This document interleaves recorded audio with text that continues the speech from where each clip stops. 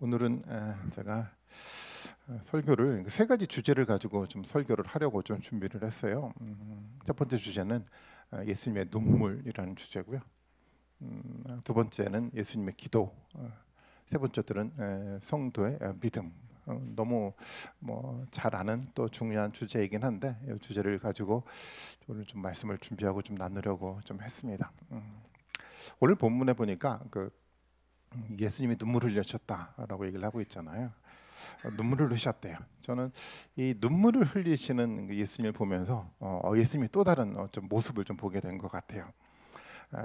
아시는 것처럼 예수님은 나사로를 곧 살릴 겁니다. 나사로는 곧 살아날 거예요. 그런데 예수님이 지금 눈물을 흘리고 있다라는 거예요. 나사로가 죽지 않는데 예수님은 왜 눈물을 흘리고 있었을까요? 그럼 좀 이상하지 않습니까? 왜 눈물을 흘리셨을까요? 33절의 말씀에 보니까 이렇게 얘기를 합니다. 예수께서는 마리아가 우는 것과 함께 따라온 유대 사람들이 우는 것을 보시고 마음이 비통해서 괴로워하셨다라고 표현하고 있어요. 예수님은요, 마리아와 사람들이 우는 것을 보고 따라오시는 거예요. 나사로가 살아날 것을 알았고 또 그것을 통해서 하나님의 영광을 드러낼 일에 대한 것을 예수님 알고 있었는데 지금 예수님은 거기에 집중하지 않고 거기에 관심 두지 않고 복잡한 생각은 다 버려두고 아주 단순하게 마리아가 우는 것을 보고 사람들이 우는 것을 보고 예수님도 따라 우셨다라는 거예요. 여러분, 이런 예수님을 생각해 본 적 있으십니까?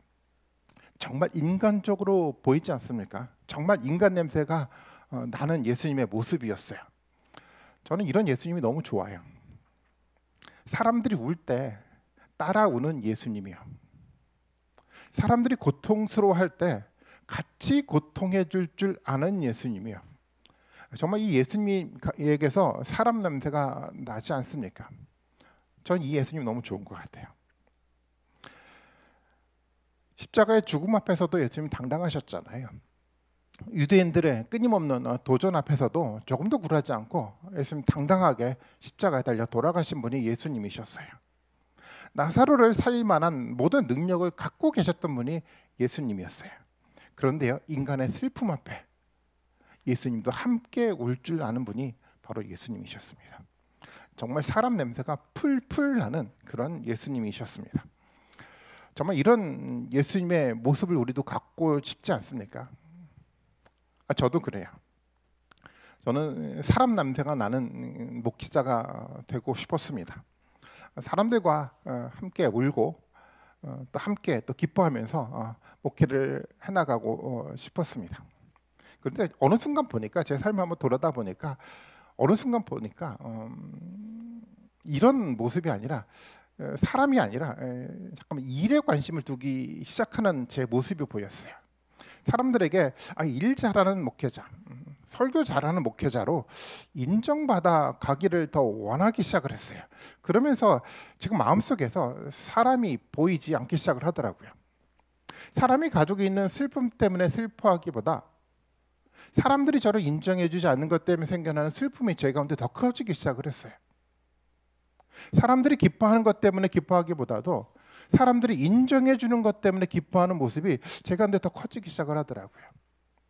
인간 냄새가 사라져가고 일에 대한 관심으로 제 모습이 바뀌어가고 있는 모습을 좀 발견하게 됐어요.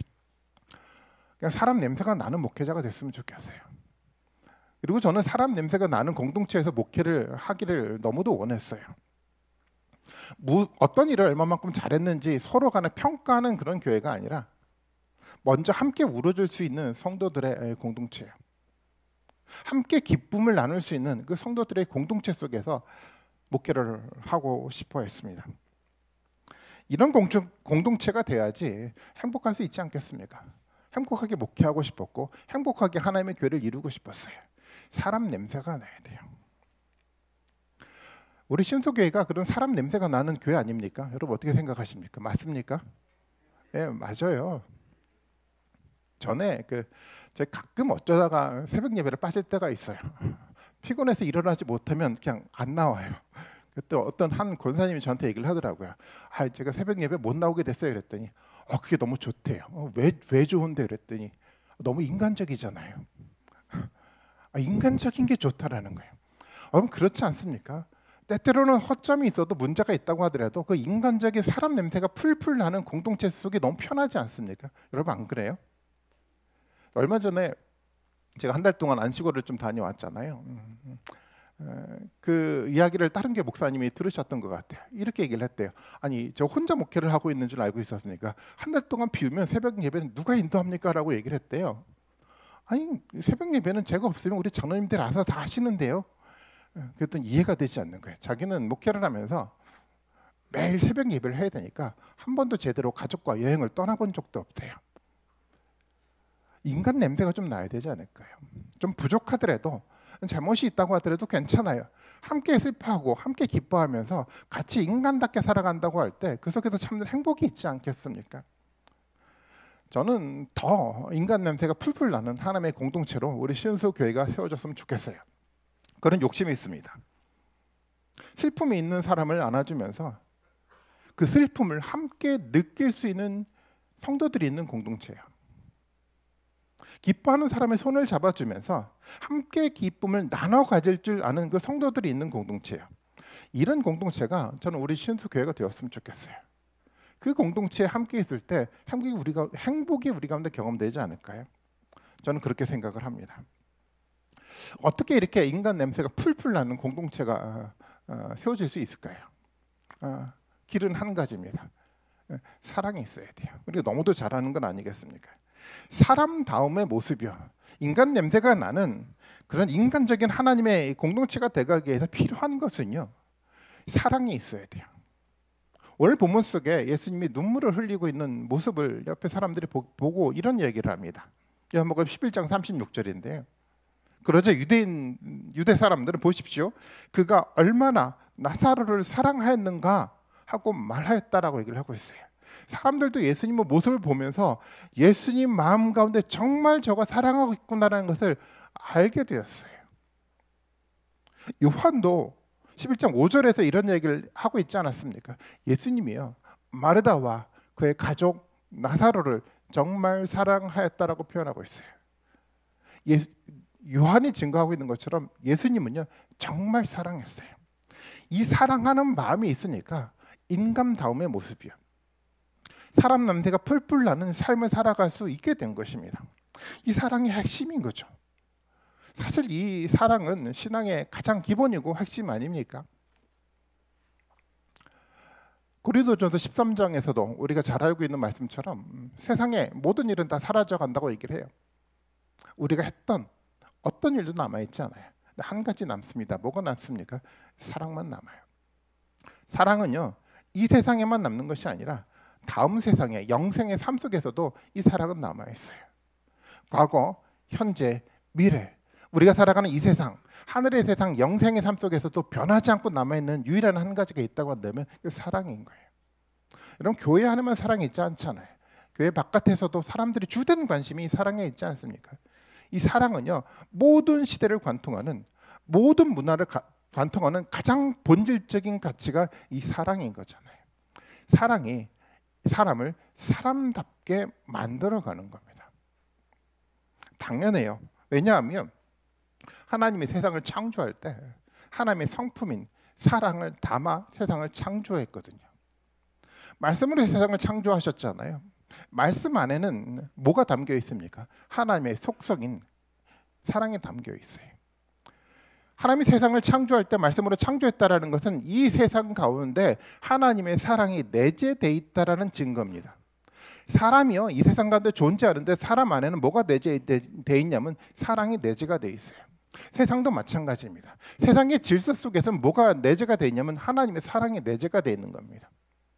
그래서 사람이 사람답게 살기 위해서 가장 중요한 것은 인간 가운데 내재되어 있는 이 사랑을 느끼고 경험하고 사랑을 행할 때 사람이 사람답게 살아갈 수 있게 되어 있습니다. 이게 하나님의 창조 질서였어요. 세상도 마찬가지죠. 사람이 세상을 다스려 나가는데 다른 것이 아니라 하나님이 주신 이 내재된 사랑 가지고 세상을 다스려갈 때 세상이 회복되는 겁니다. 사랑이 깨져가면 세상은 깨져가요. 사랑이 깨져가면 인간이 깨져가기 시작을 합니다. 이 사랑이 사람을 사람답게 만들어갑니다. 사랑을 잃어갈 때 사람에게서 사람 냄새가 사라져가요. 사람에게 관심을 잃어갑니다. 오직 일에만 관심을 두게 돼 있어요. 일을 얼마만큼 잘해야 되는지에 대한 관심을 두고 사람들이 살아가게 돼 있어요. 왜 그러냐면 사랑을 잃었거든요. 일을 잘하기 위해서 세상은 뭐를 가르치냐면 경쟁하는 법을 가르치지 않습니까? 경쟁적으로 일하기 시작을 해요. 경쟁에서 이기는 방법, 싸우는 방법, 때때로 싸워가는 과정 가운데 사람들에게 상처를 내더라도, 그것이 사람들에게 고통을 내더라도 괜찮아요. 그냥 싸움에서 이기만 된다고 생각하면서 사람들은 이야기를 해나가기 시작을 해요. 왜 그렇습니까? 사랑을 잃었기 때문에 그랬어요. 세상은 그렇습니다. 사랑을 잃어가며 사람다움을 잃어버리고 세상 속에 가지고 있는 아름다운 행복을 잃어가기 시작을 했어요. 다른 그 무엇이 아니라 사람은요, 사람답게 살아가기 위해서, 사람 냄새를 피우기 위해서 이 사랑을 회복해야 가야 됩니다. 그래서 저는 우리 공동체가 일이 아니라 사람이 중요한 공동체가 됐으면 좋겠어요. 얼마만큼 일을 잘하느냐가 중요하지 않고 사람이 행복한 공동체가 되었으면 좋겠어요. 그것이 기본이고 신앙의 본질인 겁니다. 어떻게 사람이 사람답게 만들어져 갈 수 있을까요? 그렇다면 어떻게 이 사랑을 하면서 사랑을 우리 가운데 채워가며 살아갈 수 있겠습니까? 길은 당연히 있죠. 뭡니까? 예수님과 사랑에 푹 빠져버리면 됩니다. 사랑은요, 해봐야 알 수가 있어요. 사랑은 공부해서 알아가는 것이 아니고요, 사랑은 해봐야 돼요. 사랑은 계속해서 해봐야지 사랑의 마음이, 사랑의 인격이 우리 가운데 채워져 갈 때 사랑이 우리 가운데 생겨나는 겁니다. 그래서 우리는요, 그 무엇보다도 예수님과 연애하는 방법을 배워야 돼요. 그것을 통해서 사랑을 우리 인격 가운데 채워가야 되는 겁니다. 그 길이 행복할 수 있는 길이고 그 길이 사람다움의 길을 걸어갈 수 있는 유일한 길인 겁니다. 여러분, 예수님과 연애해 보셨습니까? 해보셨습니까? 어떻게 예수님과 연애를 하죠? 첫 번째요, 말씀을 통해서 예수님과 인격적인 관계를 맺어야 돼요. 사랑은요, 인격적인 관계가 맺어지지 않고서는 경험될 수가 없어요. 하나님의 이 말씀을요, 깊이 있게 묵상하면서 깊이 있게 예수 그리스도와 인격적인 관계가 만들어져 갈 때 사랑이 느껴지기 시작을 해요. 여러분, 당연한 건 아닐까요? 그리고 예수님의 사랑이 어떤 사랑인지 이 말씀을 통해서 인격적인 관계를 통해서 깨달을 수 있어야 돼요. 아, 예수님의 사랑이 이거였구나. 제가 강조하는 거예요. 깊이 있게 알아가야 되는 겁니다. 깊이 있게 사랑을 경험해 나가야 돼요. 그리고 세 번째로요, 이 사랑이 우리 안에서 어떻게 실현되어 갔는지를 볼 수 있어야 돼요. 예수님의 그 사랑의 신비가 어떤 것인지, 예수님의 사랑의 크기가 얼마나 큰지를 우리가 깨닫고요, 그리고 그 사랑이 실제적으로 내 삶 가운데, 우리 삶 가운데 어떻게 구체적으로 지금 실현되어 가고 있는지를 깨달아 알 수 있어야 돼요. 그렇게 예수님과 연애를 할 수 있어야 됩니다. 그리고요, 그렇게 깨달은 그 사랑을 가지고 성도들에게 직접 사랑을 해봐야 돼요. 그래야지 이 사랑이 선명하게 우리 가운데 다가옵니다.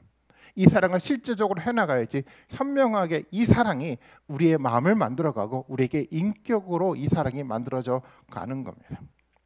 여러분, 그 사랑을 해나가시는 여러분들이 되시기를 바라겠습니다. 그 사랑이 여러분을 사람답게 만들어가요. 그 사람이 여러분을 행복하게 만들어갑니다. 그리고 이 순서가 되게 중요해요. 사랑은요, 먼저 예수님과 관계 속에서 사랑을 경험해 나가야 돼요. 그리고 그 사랑을 가지고 성도들과 나눔할 줄 아는 이 순서가 중요한 겁니다. 보통 사람들은 거꾸로 생각을 많이 하더라고요. 보통 사람들은 세상에서 사랑을 배웠어요. 세상 사람들과의 관계 속에서 사랑을 알아가고 그 사랑을 가지고 교회에 들어와서 예수님께 사랑을 하면서 나 예수님 사랑하고 있습니다라고 고백을 하더라고요. 아니요, 세상에서 배운 사랑을 가지고 예수님을 사랑하는 것이 아니라 예수님에게서 경험되었던 그 사랑을 가지고 성도들을, 세상을 사랑할 줄 아는 길을 찾아가야 돼요. 우리가 가져야 될 사랑은요, 세상의 사랑이 아니고 예수님의 사랑이에요. 이 땅 가운데 있는 사람들의 불완전한 사랑을 말하는 것이 아니라 하늘의 본질적인 온전한 사랑을 우리는 경험해 나가야 되는 겁니다. 그 사랑을 경험할 수 있어야 돼요. 저는 우리 모든 사람들이 예수님과 깊이 있게 연애 관계를 맺었으면 좋겠어요. 사랑을 배워가길 원하고 사랑을 알아가길 원하고 그 사랑을 품고 성도들과 함께 나눠가면서 정말 예수님의 창조 목적처럼 사람다움의 모습을 가지고 살아가는 우리 모든 사람들이 정말 되었으면 좋겠습니다. 그리고 예수님이 눈물을 흘리는데 예수님의 눈물은요, 인간이 가지고 있는 한계를 보고 예수님의 눈물을 흘리신 겁니다. 뭐 잘 아시는 것처럼 예수님은 나사로는 곧 살아납니다. 그런데 예수님이 눈물을 흘리셨어요. 왜 그러냐면 이 나사로를 통해서 인간이 가지고 있는 한계를 예수님이 보았기 때문에 눈물을 흘린 겁니다. 나사로를 통해서 죽음에 이르는 한계를 가진 인간을 들여다보고 있는 겁니다. 인간의 한계, 그리고 그 한계를 극복하지 못하는 인간의 연약함을 예수님은 들여다보고 지금 눈물을 흘리고 있는 겁니다. 나사로도 마찬가지지만 나사로가 살아났지만 영원하게 살지 않아요. 곧 또 죽게 됩니다. 모든 인간은 좀 그래요. 사람들은요 다 한계를 가지고 있습니다. 언젠간 죽게 되고요. 언젠가는 한계에 이르게 돼 있어요. 그리고 그것을 극복하지 못합니다. 이것이 인간이 가지고 있는 연약함인 겁니다. 사람들은 이 한계를 극복하려고 생각을 많이 하죠. 어떤 사람들은 그래서 예전에 보면 이 불로초라는 개념을 만들어놨어요. 불로초라는 그 약초를 먹으면 영원하게 살지 않을까라고 생각하고 불로초를 찾아다녔던 사람들이 있어요.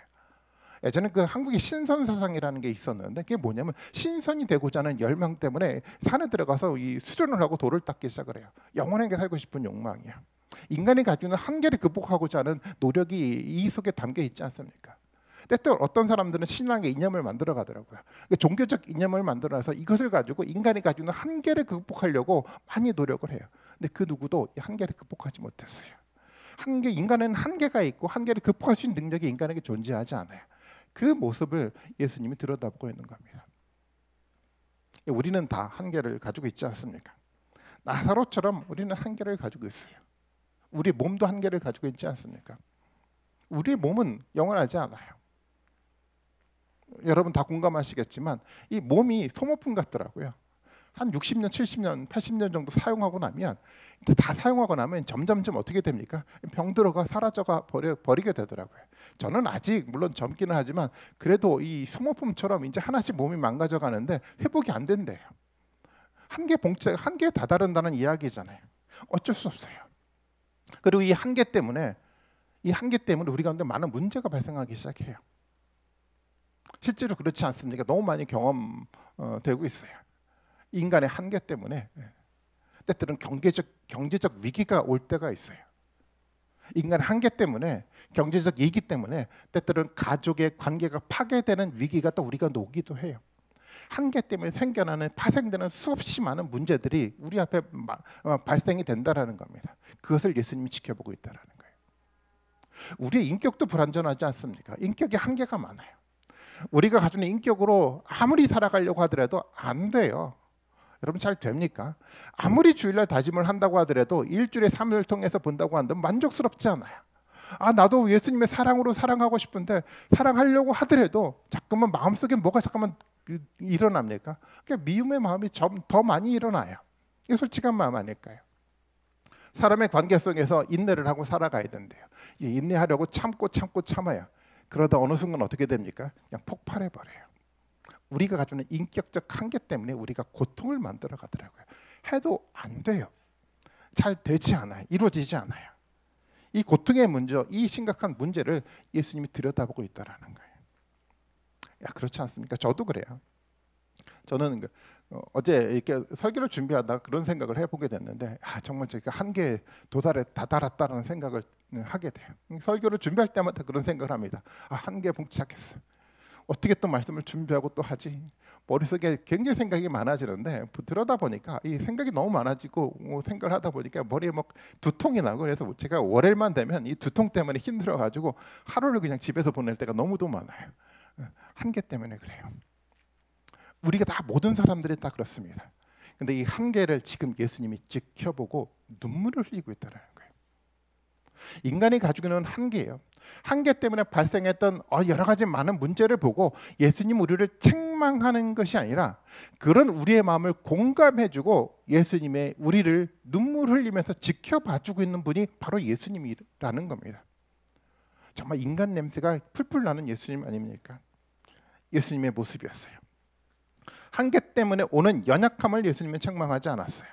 그 연약함을 공감해주고 그 연약함을 지켜봐 주시는 분이 바로 예수님이셨다라는 겁니다. 사도 바울이 로마서에서 이런 이야기를 합니다.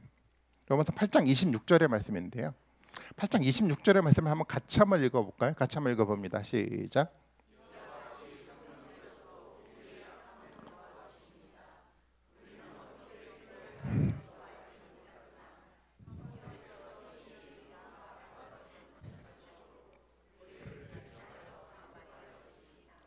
아멘. 우리가 기도할 때요, 우리가 너무도 연약해서 어떻게 기도해야 될지도 모르는 상황에 빠질 때가 너무도 많아요. 그런데요, 성령께서 친히 다 할 수 없는, 이루 다 말할 수 없는 탄식으로 우리를 위해서 기도해 주신대요. 말할 수 없는 탄식을 성령이 가지고 기도해 주신다라는 겁니다. 이 탄식은 어떤 탄식이냐면 그 로마서 8장 22절에 나오는 탄식인데, 여기서 이렇게 표현하고 있어요. 모든 피조물이 이제까지 함께 신음하며 함께 해산의 고통을 겪고 있다는 것을 우리는 압니다. 사람을 포함한 모든 피조물이요, 신음하고 있어요. 해산의 고통을 겪고 있다는 겁니다. 이 해산의 고통을 겪는 이 탄식을 성령이 그대로 공감하고 그 마음을 가지고 우리 위해서 기도해 주고 있다는 겁니다. 이 탄식한다는 말은요, 공감의 언어예요. 그래서 어떤 성경 번역은 26절에 이 말할 수 없는 탄식에 해산의 고통과 같은 탄식이라고 번역하기도 했어요. 인간이 가지고 있는 이 신음의 소리요, 해산의 고통과 같은 이 신음의 소리를 성령이 그대로 공감하고 그대로 가지고 우리 위해서 기도해 주고 있다는 거예요. 이 공감의 모습이요, 이것이 바로 예수님의 모습이라는 겁니다. 성령은요, 우리의 고통과 우리의 눈물 모두를 다 가지고 우리를 위해서 지금 기도하고 있는 겁니다. 예수님은요, 우리 한계로 인한 그 연약함을 알고 그 연약함 때문에 나타나는 여러 가지 많은 문제들에 대한 책망이 아니라 그것을 지켜보면서 공감하면서 우리를 지켜봐주고 계신 분이 바로 예수님이셨어요. 이것이 인간다움의 예수님이셨어요. 우리도 그래야 되지 않을까요? 우리는 좀 어떻습니까? 어떤 사람들은, 세상의 사람들이 주로 그렇죠. 우리 부족함이 드러나면, 문제가 드러나면 마치 자신은 온전한 사람인 양 사람들을 비난하고 책망하기 시작을 해요. 오히려 사람들에게 약점이 드러나면 드러날수록 그것을 더 드러내려고 사람들은 이야기를 합니다. 자신의 책망, 자신의 부족, 자신의 한계는 인정하지 않고 그런 모습을 드러내기 시작하더라는 겁니다. 아니, 예수님도 책망하지 않았는데. 인간다움의 모습은요, 우리의 한계로 나타나는 여러 가지 문제들을 책망하는 것이 아니라 먼저 눈물을 흘릴 줄 아는 모습이 되어야 하는 겁니다. 저는 먼저 우리 자신에 대해서 눈물을 흘릴 줄 알아야 된다고 생각해요. 우리 스스로도 우리가 가지고 있는 이 한계 때문에 우리 스스로 자기 자신을 책망할 때가 많지 않았습니까? 왜 나는 이 정도밖에 되지 않지? 나는 왜 이 정도밖에 살아가지 못했지라고 자기 스스로를 책망할 때가 있어요. 아니요, 그럴 필요가 없어요. 먼저 공감해 줄 줄 알아야 돼요. 아, 내가 최선을 다했구나. 내가 가지고 있는 한계 속에서 내가 열심히 살아왔구나라는 것을 먼저 스스로 공감해 줄 알아야 돼요. 그리고요, 성도와 성도의 관계 속에서도 마찬가지입니다. 우리가 가지고 있는 연약감, 한계 때문에 생겨나는 모든 문제들이 발생할 때마다 공감해 주면 돼요. 그래도 우리가 최선을 다했으니까 잘했다고요. 내가 널 위해서 기도해 주겠다는 그 마음이요, 먼저 눈물을 흘릴 줄 아는 그런 마음, 인간다움의 모습이 우리 가운데 먼저 필요한 겁니다. 그것이 교회의 모습 아니겠습니까? 저는 이렇게 우리 신소교회가 인간다움을 가지는 하나님의 교회로 세워졌으면 좋겠습니다. 그리고 예수님은요, 기도하고 계세요. 기도하고 계신 예수님이요. 11장 41절의 말씀 봐볼까요? 이렇게 이야기를 합니다. 사람들이 그 돌을 옮겨 놓았다. 예수께서 하늘을 우러러 보시고 말씀하셨는데, 아버지, 내 말을 들어주신 것을 감사드립니다 라고 예수님이 얘기를 하고 있어요. 예수님이 하나님께 말을 하고 있었대요. 무슨 말입니까? 하나님께 기도하고 있었다는 이야기잖아요. 예수님은 기도하고 있었어요. 나사로가 병이 들었다는 소식을 들었을 때 예수님이 이틀 동안 너무 머물러 있었다고 얘기를 하지 않습니까? 사람들은 오해하기 시작했어요. 예수님이 나사로를 사랑하는데 왜 예수님이 나사로에게 당장 달려가지 않지? 라고 생각했죠. 어떤 사람들은 베다니로 가면 유대인들의 도전이 있기 때문에 유대인들을 두려워해서 예수님이 가지 않았던 것은 아닐까라는 오해를 가지고 있었어요. 근데 그렇지 않았어요. 예수님은 지금 기도하고 있었어요. 나사로를 위해서, 나사로를 통해서 오히려 더 하나님의 큰 능력이 나타나기를 간절히 바라는 마음을 가지고 기도하고 계셨던 거였어요. 어떤 기도를 했을까요? 이런 기도 아니었을까요? 하나님, 나사로를 통해서 하나님의 영광을 보여주십시오. 그리고 나사로가 죽었지만 그의 몸이 썩지 않게끔 하나님, 나사로를 지켜주십시오. 예수님 이런 기도를 하지 않았을까요? 예수님 쉬지 않았어요. 나사로를 통해서, 그리고 하나님의 영광이 온전하게 드러나기를 바라는 마음으로 예수님이 계속 준비하고 계셨던 거였습니다. 이게 예수님이셨어요. 우리도 마찬가지 아니겠습니까?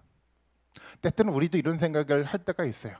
예수님은 나에 대해서 쉬고 계신 것은 아닌가? 나의 절박한 상황인데 예수님 왜 내게 오시지 않지?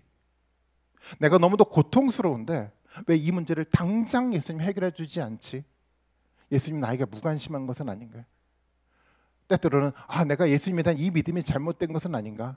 이런 왜곡과 오해가 우리 가운데 생겨날 때가 있지 않습니까? 아니요, 예수님은 사랑하시는 사람을 위해서 기도하고 계세요. 준비하고 계세요. 우리가 알지 못하는 더 커다란 영광을 우리 가운데 드러내기 위해서 예수님 지금 기도하고 있다는 겁니다. 하나님 여러분을 사랑하십니다. 하나님 여러분을 위해서 지금 기도하고 계세요. 공감하면서요. 여러분들이 흘렸던 눈물을요 같이 흘리면서 예수님 기도하고 계신 거예요.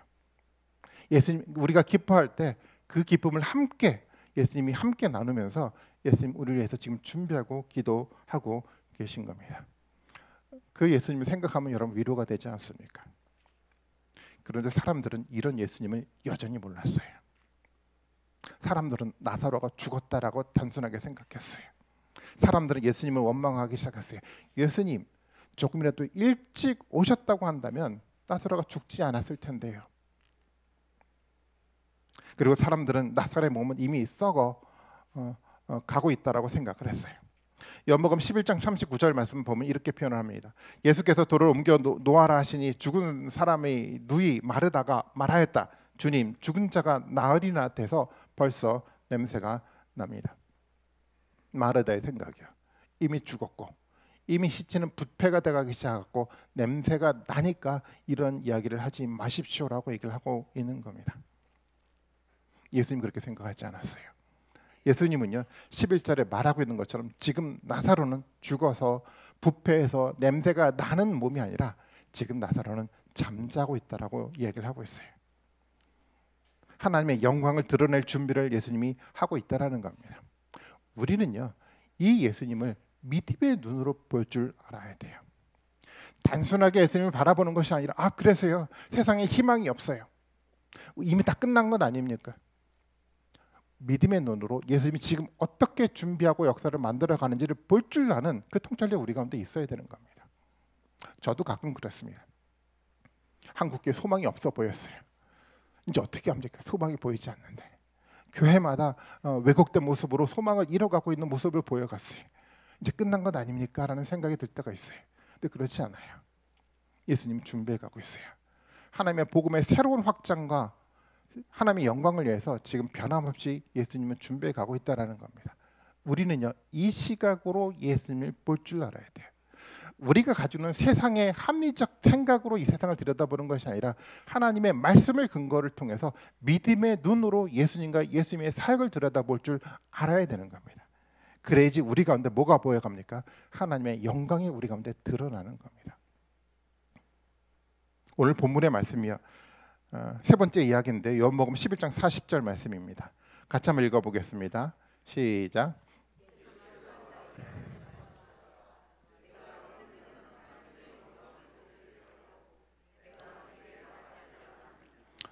예수님이 마르다에게 계속 얘기했어요.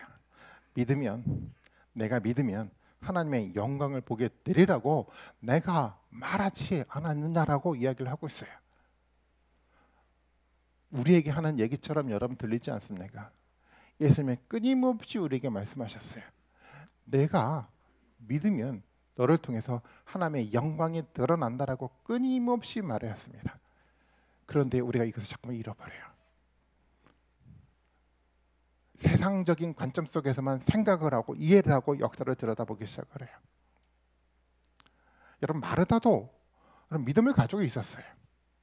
마르다는요, 예수님의 부활날에 우리가 믿음으로 구원받고 부활한다는 사실을 믿고 믿음으로 고백했던 사람이 마르다였어요.